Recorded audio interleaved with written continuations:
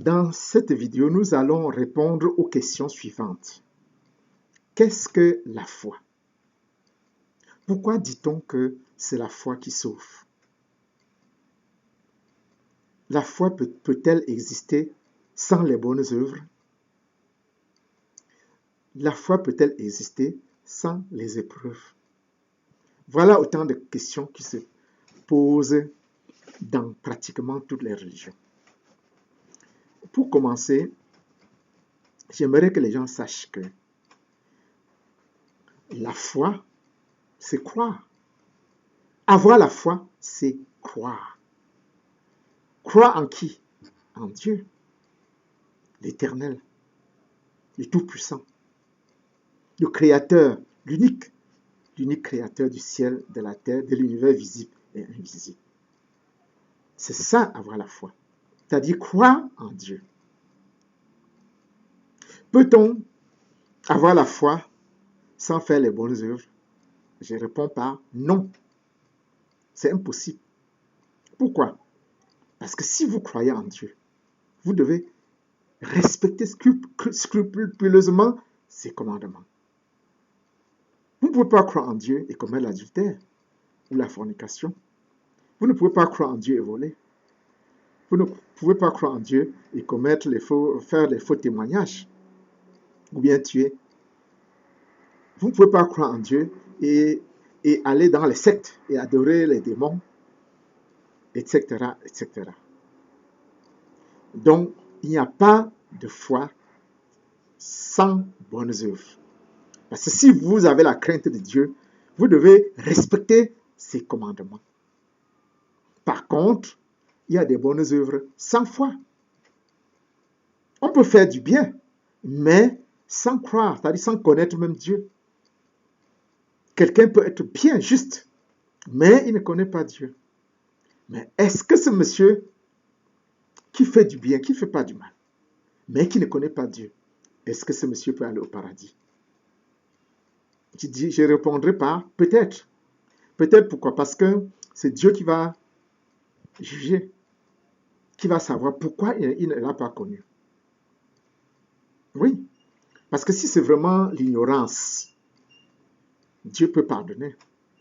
Mais si c'est délibéré, il ira en enfer malgré ses bonnes œuvres. Alors, la foi est, comme on le sache, est le contraire de l'idolâtrie. On sait que dans l'Ancien Testament, par exemple, surtout, les prophètes, Dieu par l'intermédiaire de ces prophètes, a beaucoup décrié cela. Le fait que les hommes délaissent Dieu pour adorer les démons, les faux dieux. Sachez que dans l'Ancien Testament, quand on parle de mauvais dieux, comme les Astartés, les Baals, en réalité, ce sont des démons. C'est parce que le mot démon n'existait pas. Quand on parle de faux dieux, même dans l'Égypte antique, Seth, le faux dieu Seth, c'est un démon. Même Apophis, c'est un démon. Alors, quand connaître Dieu, le vrai Dieu, le Créateur, qui est unique, il n'y en a pas deux. Quand vous le connaissez, vous avez la foi. Et quand vous ne le connaissez pas, vous n'avez pas de foi.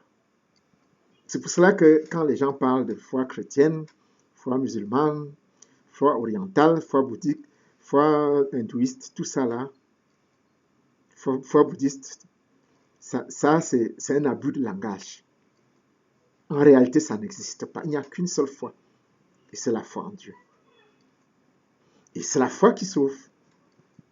Bon, comment faire pour accéder à cette foi?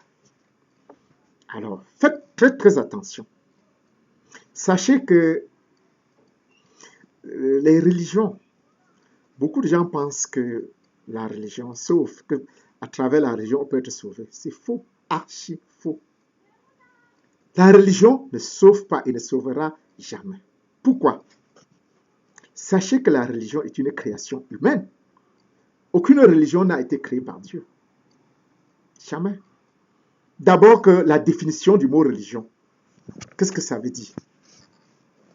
La religion, c'est l'ensemble des rites et des croyances dédiées à une ou plusieurs divinités.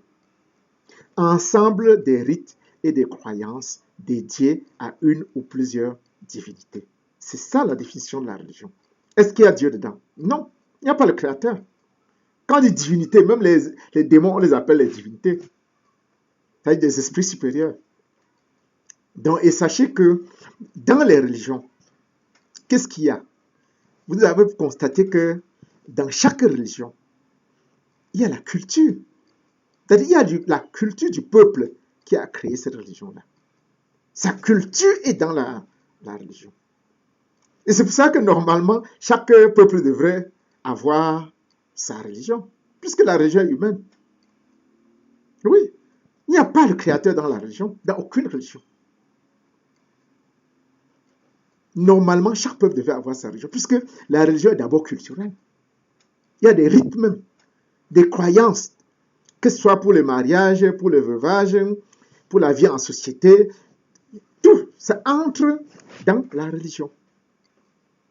Et même, c'est-à-dire quand je parle de croyances, si vous regardez dans presque toutes les religions, que ce soit les religions chez les Grecs, chez les Indiens, vous allez constater qu'il y a même des fables, c'est-à-dire des mythes propres à ce peuple-là, que l'on retrouve dans la religion.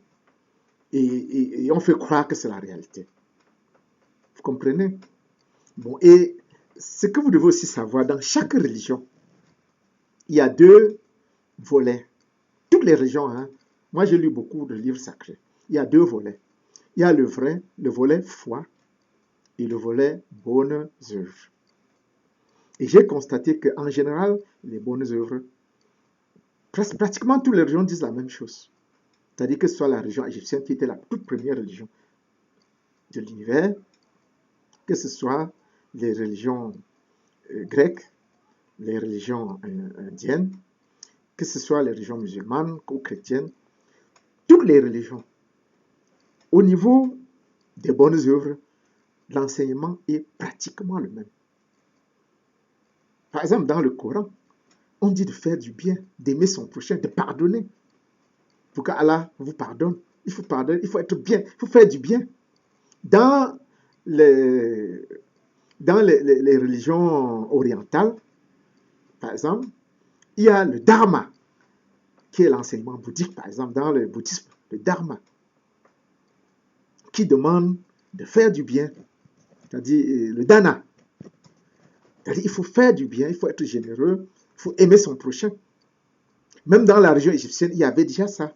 Toutes les religions, pour les bonnes œuvres, il y a ça dans toutes les religions. Mais le problème vient au niveau de la foi. Va-t-on avoir la foi en quel Dieu? Pas une interrogation. Mais je vais vous dire, en tant que grand maître, qu'il n'y a aucune religion sur terre qui connaît le vrai Dieu. Aucune religion ne connaît le vrai Dieu. Je ne veux pas entrer en détail, sinon beaucoup de gens ne sont pas préparés pour affronter la vérité en face. Donc il y a des choses que je ne peux pas dire ici, nues. Il y a des gens qui vont être traumatisés. Mais je vais quand même dire, puisque nous sommes à l'ère du verseau, il faut que les gens accèdent au moins à quelques bribes de connaissances. Puisque Dieu a dit dans Osée, mon peuple périt faute de connaissance. C'est la connaissance qui va nous sauver. Je dirais donc, je vais prendre des exemples. Dans la religion égyptienne antique, dans cette religion-là, quand il parle de la foi, quand il parle de Dieu, Dieu c'est qui? D'ailleurs que Dieu, chez eux, ça va changer selon les époques. Oui. Au départ, bon, on donne les noms de Dieu. Tout ce qui est grandiose. La lune, c'est un Dieu. Le soleil, c'est un Dieu. L'eau, quand l'eau est très grande, on lui attribue le nom de Nun, le Dieu Nun, qui est le Dieu primordial. Après, il y a le Dieu Ra, qui est le Dieu soleil, le Dieu le plus grand. Ra. Après, il y a le Dieu Atum. Il y a le Dieu, il y a beaucoup de dieux. Bon, et il est vrai, comme je l'ai dit, auparavant, il ne faisait pas la distinction entre Dieu et démon, parce que le mot démon n'existait pas. Parce que même les démons, on les appelle les dieux, mais les mauvais dieux, comme les apophis, comme les Seth. Bon, chez les Égyptiens, est-ce qu'ils connaissaient Dieu? Non. Bon, quand ils disent par exemple que Ra est le Dieu créateur, Ra, je le connais très bien en tant que grand maître, puisque Ra travaille avec moi. Tous les dieux les plus puissants du monde travaillent avec moi. Ra et Abafsam, je l'ai installé à Abafsam. J'ai installé aussi Amon, qui est venu du Soudan, qui est le Dieu le plus puissant du Soudan aujourd'hui. Donc, ces dieux, ce sont des esprits terrestres, que moi, qui ne suis qu'un être humain, moi, je suis plus puissant qu'eux. Ils sont à mon service. C'est de bons esprits, mais qui adorent aussi Dieu, alors que les Égyptiens les prenaient pour le Dieu créateur. Comprenez? Si je prends l'exemple des bouddhistes, les bouddhistes disent que le Dieu créateur n'existe pas. Donc, que le monde n'a pas été créé, que le monde a toujours existé. Par contre, ils croient en 36 000 dieux. C'est-à-dire, ils croient en des divinités, des dieux, des bons esprits. Et parmi ces esprits, il y a les plus grands sont Brahma, Shiva et Vishnu, et même Ganesh, qui est l'enfant de Shiva. Or, ils adorent ces dieux-là. Je parle des bouddhistes. Ils adorent aussi Bouddha, qui est un homme. Et on lui a donné le statut de Dieu. Lui aussi, il a des statues partout, et on l'adore. Vous comprenez comment ils sont très loin. Donc, aucun rapport avec le Dieu créateur. D'ailleurs, qui ne croient même pas au Dieu créateur. Chez les bouddhistes croient que le monde a été créé, mais que le monde a été créé par Brahma. Donc, ils croient au Dieu créateur au moins.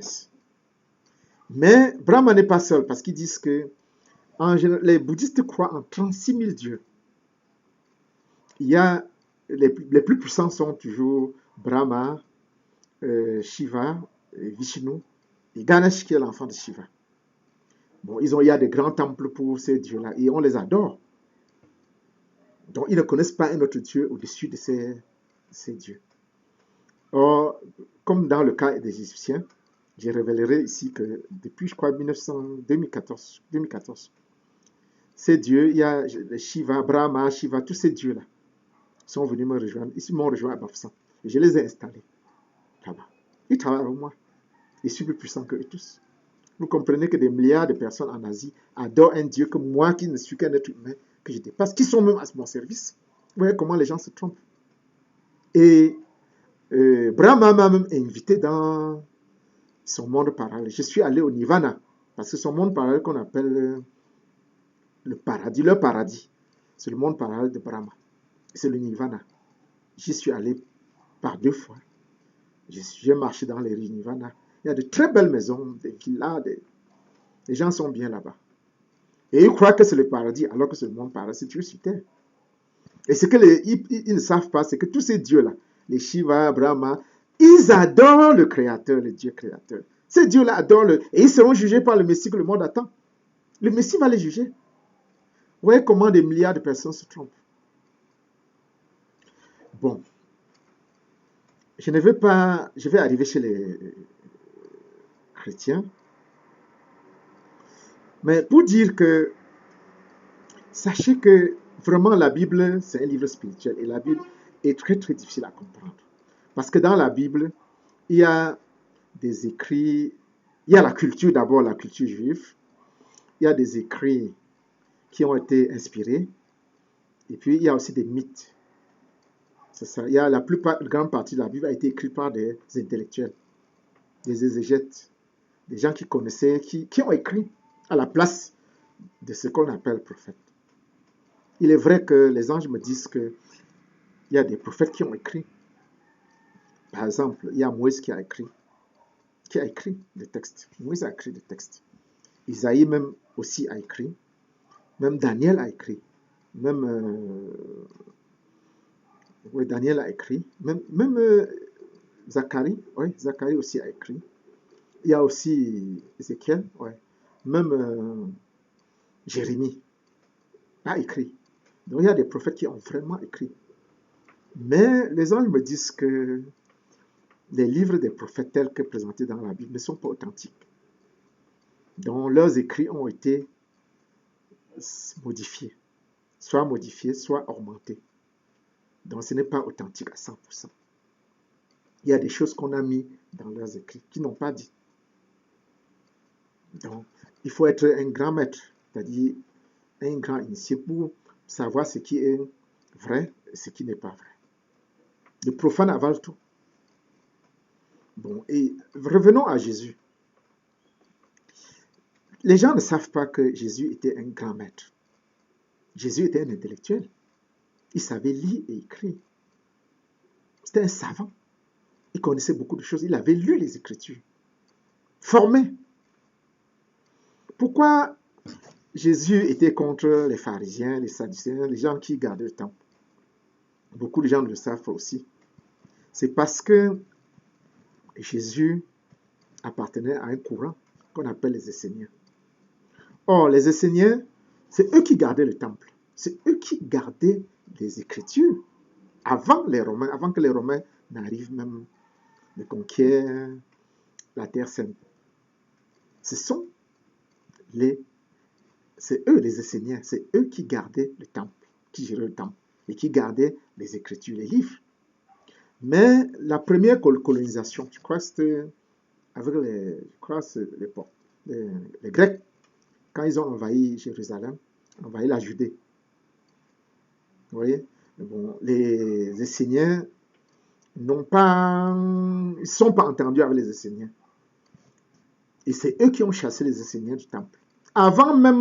Longtemps avant même l'arrivée des Romains.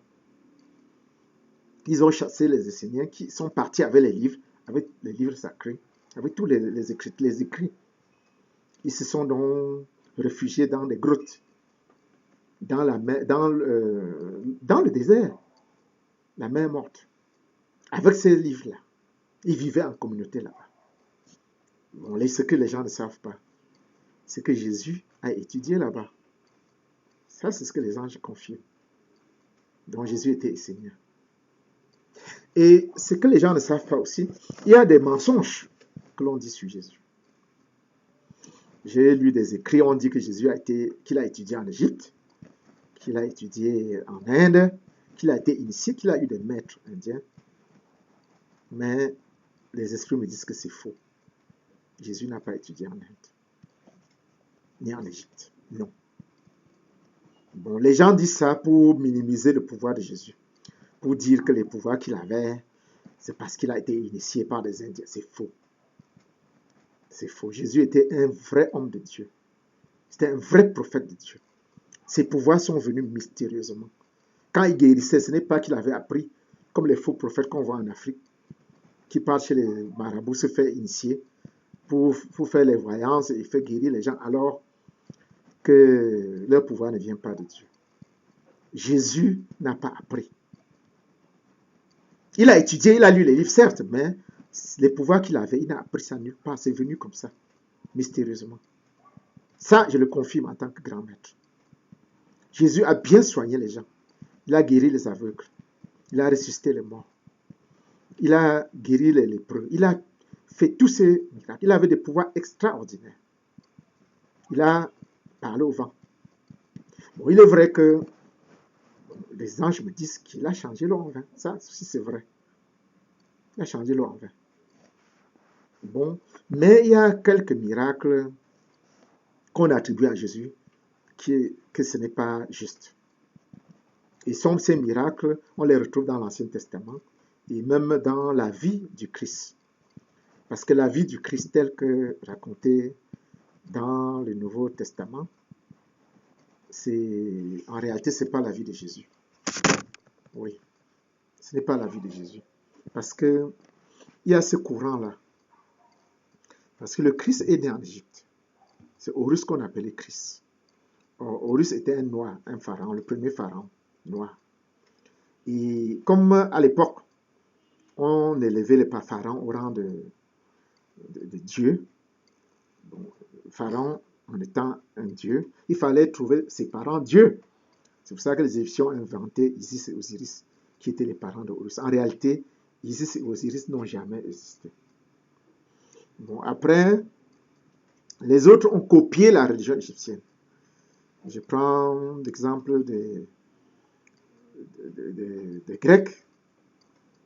Par exemple, quand on parle de Hercule, qui était l'enfant d'un dieu, du dieu Zeus, tout ça, c'est la mythologie.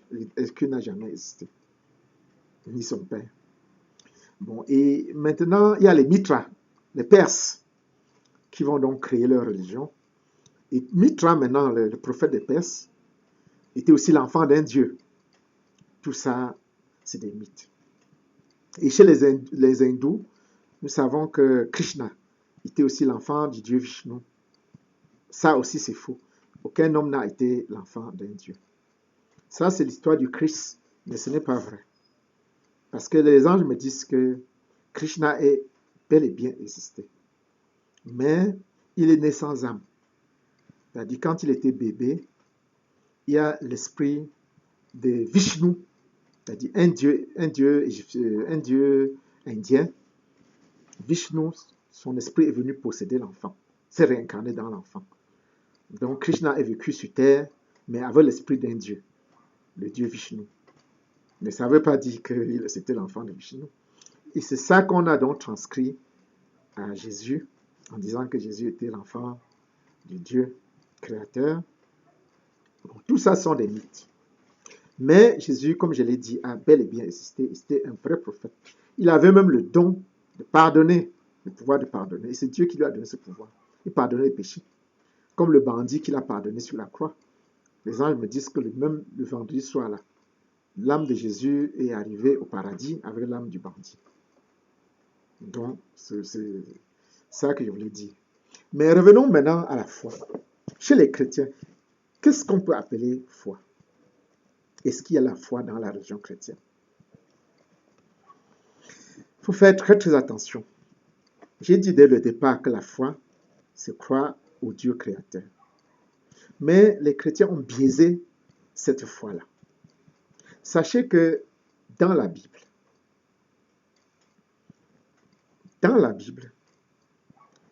si vous voyez le passage où Jésus rencontre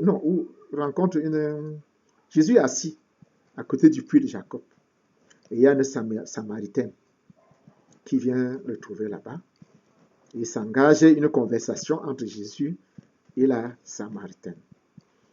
Il y a donc un passage où Jésus va dire à la Samaritaine qu'il va arriver un moment, et le moment est déjà arrivé, où on n'ira pas sur la montagne pour adorer Dieu. Où on n'ira pas seulement à Jérusalem, dans le temple pour adorer Dieu. On va adorer Dieu en esprit et en vérité. Voilà ce que Jésus a dit. Jésus a dit d'adorer Dieu en esprit et en vérité. Donc, on n'a pas besoin d'un lieu physique pour adorer. On peut adorer Dieu partout, que ce soit en route, chez soi, n'importe où. Et dans Matthieu 6, du verset 5 jusqu'au verset 13, Jésus dit, voilà comment vous devez adorer Dieu. Il nous donne la prière. Voilà ce que Jésus a dit. Relisez la Bible plusieurs fois pour mieux comprendre. Est-ce que Jésus a dit que pour adorer Dieu, il faut adorer sa mère? Non. Est-ce que Jésus a dit que pour prier, il faut fabriquer la statue de sa mère? Non. Est-ce que Jésus a dit que pour prier Dieu, il faut fabriquer la croix, adorer la croix? Non. Est-ce que Jésus a dit qu'il faut un support? Un support, c'est-à-dire le chapelet, ou la croix, ou l'essai homo, ce qu'on appelle essai homo, c'est-à-dire Jésus crucifié, la croix avec la statue de Jésus crucifié. Est-ce qu'il faut ça pour adorer Dieu? La réponse est non. Qu'est-ce qui s'est donc passé? C'est que les chrétiens, beaucoup de chrétiens ne savent pas. C'est que Jésus n'a pas écrit. Jésus n'a pas écrit même un seul mot. Pourquoi donc? Voilà la question. Jésus était un intellectuel, un savant. Il savait écrire, il savait lire. Il avait étudié. En plus, il avait des dons surnaturels que Dieu lui avait donnés. Pourquoi n'a-t-il pas écrit? Il n'a pas écrit même un seul mot. Et maintenant, ce que nous lisons aujourd'hui, ce sont des interprétations, c'est-à-dire des récits. C'est que des gens disent de ce que Jésus a dit. Est-ce qu'ils le disent avec fidélité? Point d'interrogation. Il faut être un maître ou un grand maître pour savoir trier. Donc il y a beaucoup de choses de fausseté que l'on dit de Jésus. Par exemple, dans la doctrine, parce qu'il faut que les gens fassent aussi la distinction entre la doctrine. Parce que chaque religion, dans la religion, il y a la culture, il y a la doctrine, il y a les dogmes. Chaque religion a ses dogmes, c'est-à-dire ses postulats, c'est-à-dire des choses qu'on ne doit pas contester, qu'on doit croire sans même réfléchir. Et c'est ça qui nous égare, C'est ça. Par exemple, quand un chrétien veut prier, il commence par faire le signe de croix. Au nom du Père, du Fils et du Saint-Esprit. Le protestant dit au nom du Père sans faire le signe de croix avec la main. Les catholiques font le signe de croix avec la main. Est-ce qu'ils sont dans l'erreur ou ils sont sur le bon chemin? Je veux dire aux chrétiens que quand ils font le signe de croix, ou bien quand ils disent le signe de croix, est-ce que ça vient de Jésus? Non. Jésus n'a jamais dit de faire le signe de croix. Lisez la Bible. Jésus n'a jamais dit de faire le signe de croix. Parce que le signe de croix, c'est la Sainte Trinité. Et c'est né après même la Bible. C'est-à-dire, bon, c'est né... parce qu'il n'y a pas ça dans la Bible. Donc, c'est né après la Bible. C'est né, je crois, au 3e siècle. Au temps de 3e ou 4e siècle. Au temps de l'empereur romain Constantin. C'est lui qui a réuni les évêques du monde, c'est-à-dire tous les religieux du monde, pour créer la Bible, c'est-à-dire pour rassembler la Bible. Et c'est eux, au premier synode à Rome, c'est le premier synode qui a donc créé la Sainte Trinité. Vous comprenez? Ça n'a rien de biblique et ça n'a rien de spirituel. Et les gens sont là, ils font le signe de croix, ou bien ils disent le signe de croix, croyant qu'ils sont en train d'adorer Dieu, alors que ce n'est pas Dieu. Ce n'est pas Dieu, pourquoi? Parce que le signe de croix vient de l'Égypte antique. Ça vient de l'Égypte antique. Le premier signe, ça vient de l'Égypte antique. Et ça vient comment? Parce que les Égyptiens antiques croyaient en 3 personnes en Dieu. Ils croyaient en 3 personnes en Dieu. Ils disaient que quand le soleil se levait le matin, c'était le Dieu Képri. Quand le soleil est au zénith à midi, c'est le Dieu Ra ou bien Ré, avec accent circonflexe. Et quand le soleil se couche le soir, c'est le Dieu Atum. Et selon leur mythologie, le Dieu Képri, le Dieu Ra et le Dieu Atum formaient un même Dieu. Voilà l'origine du signe de croix ou bien de la Sainte Trinité chrétienne. Et cette Trinité-là va se retrouver dans plusieurs autres religions, avant même la création de la religion chrétienne. Par exemple, les hindous, les hindouistes, ou bien les bouddhistes, leur Trinité, c'est Brahma, Vishnu et Shiva. C'est composé des 3. Donc la Trinité ça ne vient pas de Dieu. Bon, est-ce que pour avoir la foi, c'est-à-dire un chrétien qui a la foi, doit réciter le Je vous salue Marie, qu'on appelle l'Ave Maria? Là aussi, c'est non. Pourquoi? Parce qu'il n'y a pas ça dans la Bible. Jésus n'a jamais dit d'adorer sa mère ou bien de faire une prière pour sa mère. Jamais. Jésus n'a jamais dit ça. Quand vous adorez la mère de Jésus, d'abord qu'elle est morte il y a 2000 ans. Et son âme est au paradis. Et Marie a eu des enfants. C'est écrit dans la Bible. Il y a Jude, il y a plusieurs noms. C'est 4 des enfants de Marie. Et puis, il y a 2 filles. Donc, Marie avait 6 enfants.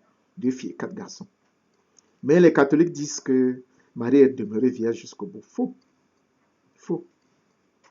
D'abord qu'elle n'était même pas vierge. Bon, je ne veux pas entrer dedans pour ne pas traumatiser les gens. Mais Marie a eu 6 enfants. 4 garçons et 2 filles. Or, les catholiques disent que Marie n'a jamais eu d'enfant. Pourtant, il y a même les noms, il y a même le frère de Jésus.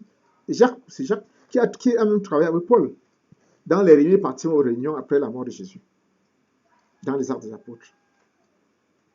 Donc après, les catholiques disent que Marie est montée au ciel avec sa chair. D'abord que la chair ne peut pas aller au paradis. Et puis, nulle part dans la Bible, on dit que Marie est montée au ciel. Vous voyez l'hérésie. Donc, Marie, on ne doit même pas adorer Marie. Et je vous ai déjà dit que, je ne sais pas à vous, j'ai écrit dans mon livre, que Marie, en réalité, ce n'est pas Marie. Il n'y a même pas un siècle qu'on a introduit Marie dans l'adoration de Marie. Donc, c'est un pape qui n'était pas clair qui a introduit l'adoration de Marie. Marie, dont on parle, que les catholiques parlent, qui prie, n'est pas Marie. En réalité, c'est Astarté. C'est Astarté, dans le livre des rois. Et dans le livre de Jérémie, on l'appelle la reine du ciel. Donc c'est un mauvais dieu, un démon, une femme. Aujourd'hui, elle vit dans le désert australien. Et ce démon-là, c'est cette femme-là qui simule les apparitions de Marie sur terre. Partout où on dit que Marie est apparue, c'est le démon-là. À Simalin, ici à Yaoundé, que ce soit à Lourdes, que ce soit à Fatima, que ce soit au Brésil, n'importe où, partout où Marie est apparue. Même Jésus. Elle simule même les apparitions de Jésus. C'est un démon. Ce sont des lieux diaboliques qu'il faut exorciser. Il faut chasser cet esprit démoniaque là-bas. Bon, si les chrétiens veulent chasser ces démons-là, ils n'ont qu'à lire ma vidéo, regarder ma vidéo intitulée « Comment chasser sorciers et démons de votre maison » et de voir la partie qui concerne, en appliquant ça, ce démon-là ne va plus jamais venir dans ces lieux. Puisque ce démon simule même des miracles, il fait des faux miracles pour leurrer les gens. Donc ça, ce n'est pas... Donc Marie qu'on adore là, c'est même pas Marie. Ce n'est pas la mère de Jésus, qui est même au paradis, qui ne nous écoute pas. Comment donc le chrétien doit adorer Dieu?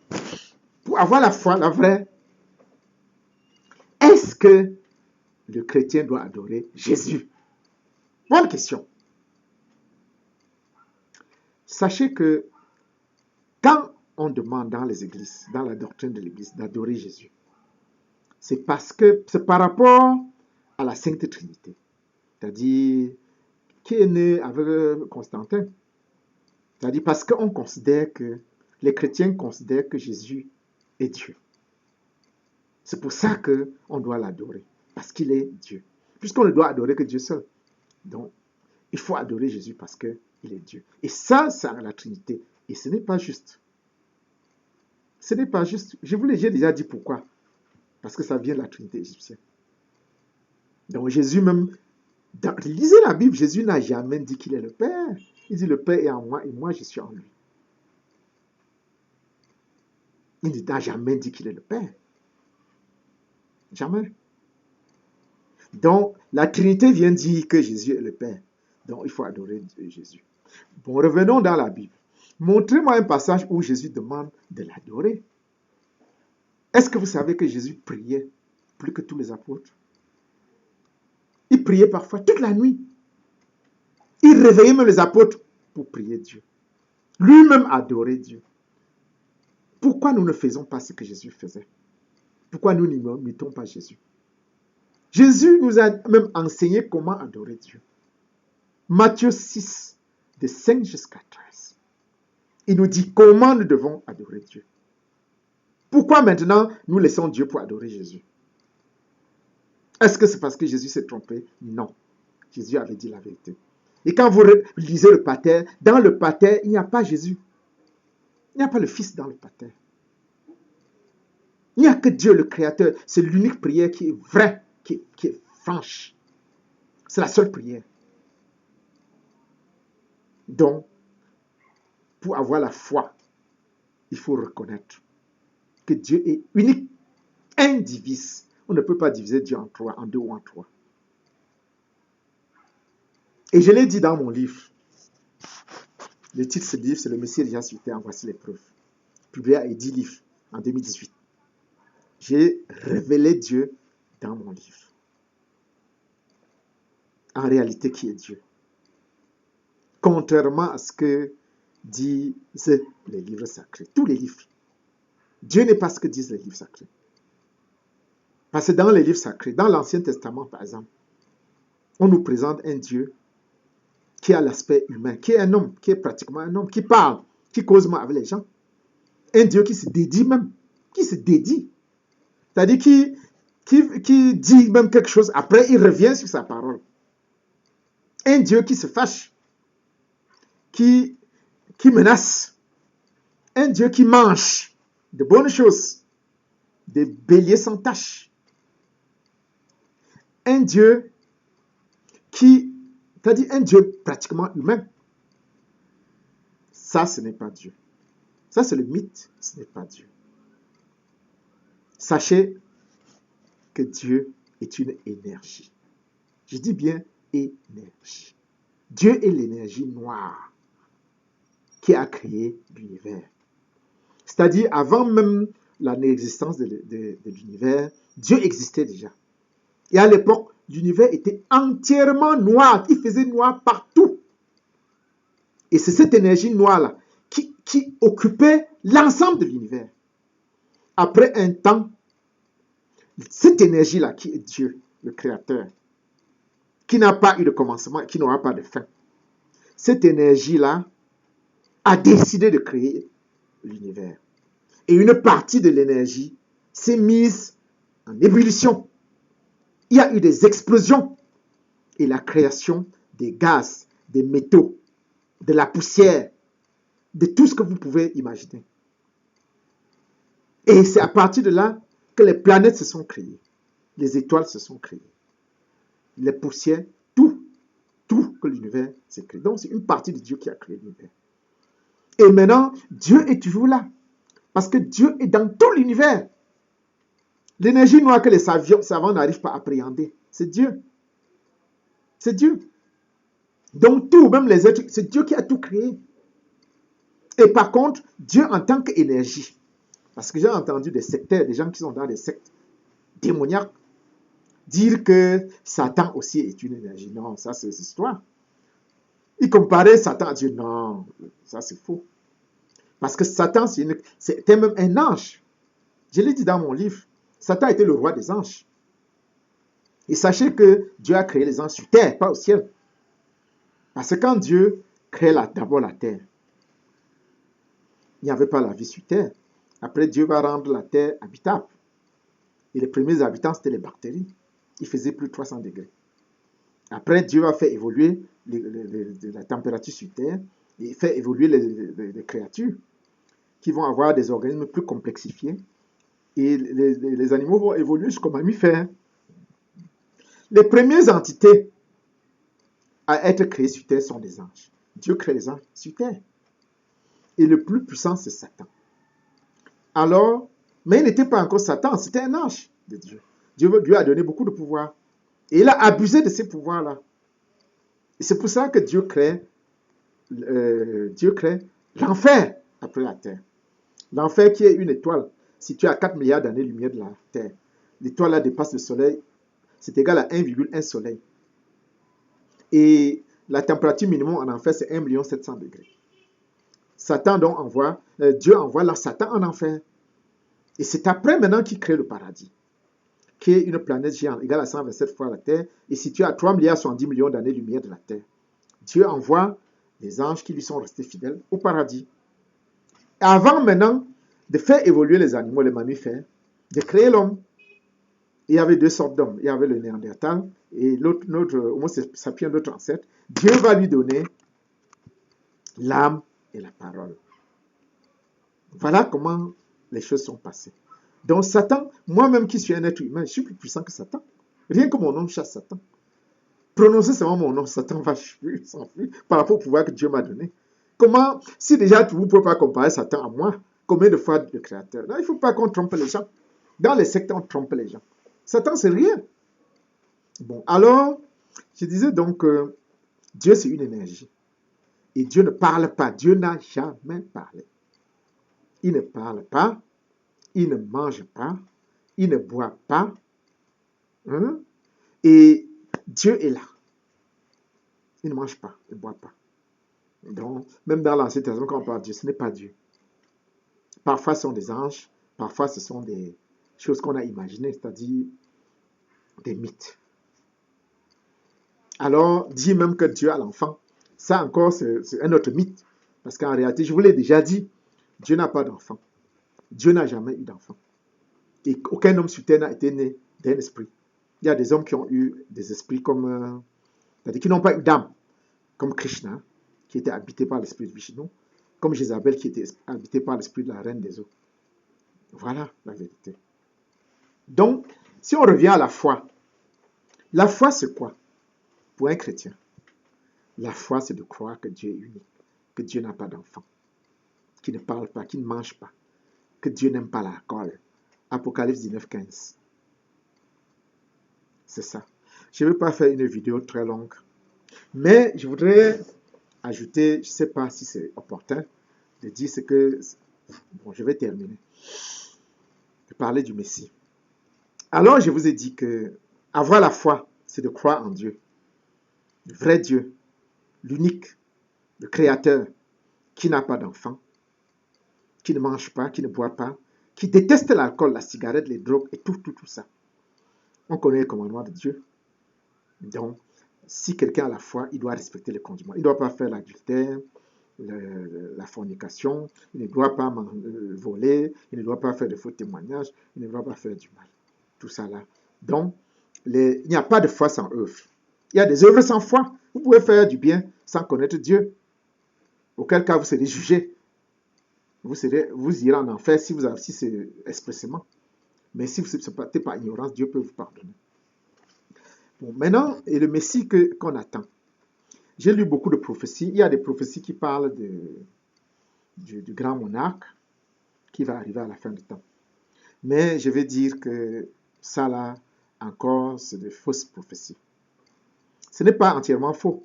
Parce que le grand monarque là, c'est le Messie. Même si on dit que c'est le roi de France, ça c'est des histoires. C'est le Messie que le monde attend.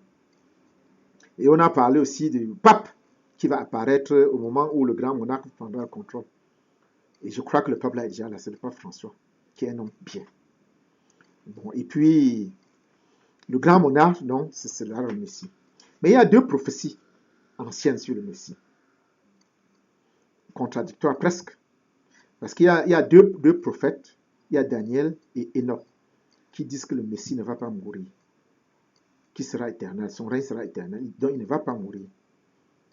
Bon, et il y a d'autres prophéties qui disent que le Messie va mourir et ressusciter. Ça, moi, je crois que c'est les premiers qui ont raison. Donc, le Messie ne mourra pas. C'est un homme qui est même déjà vivant sur terre. Quand Dieu va lui donner des pouvoirs exceptionnels, il va prendre le contrôle des anges. Il va juger le monde et instaurer le royaume de Dieu sur la terre. Et il ne mourra pas. Bon, et comme dit Isaïe dit que les élus, chez les élus, celui qui va mourir à 100 ans va mourir jeune. Il a raison. Les anges me disent que quand le Messie va prendre le contrôle du monde, il va tuer tous les méchants.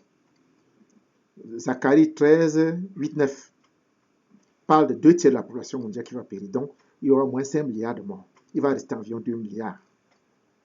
Pas 144 000, mais 2 milliards. Et ces gens qui vont rester ne vont plus tomber malades. Il n'y aura plus de maladies. Les hôpitaux vont fermer parce qu'il n'y aura plus de maladies. Il n'y aura plus de péché. Il n'y aura même plus de prison. Il n'y aura plus de police, plus de militaires, plus de prison. Parce que celui qui va faire du mal, les anges vont le tuer. C'est comme ça. Et il n'y aura pas de tentation, puisque tous les démons et même Satan seront précipités en enfer.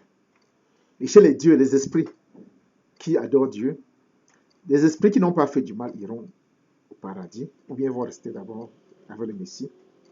Et d'autres qui ont fait du mal iront en enfer. Bon, et il n'y aura plus de démocratie, parce que ce que les gens ne savent pas, la démocratie ne vient pas de Dieu. La démocratie est diabolique. La démocratie est diabolique. Ça vient du diable, ça ne vient pas de Dieu. Voyez bien comment on dit, on vote au Parlement qu'on va légaliser ou non le mariage homosexuel. Et la majorité accepte. On vote cette loi-là. Et ce pays-là décrète l'homosexualité.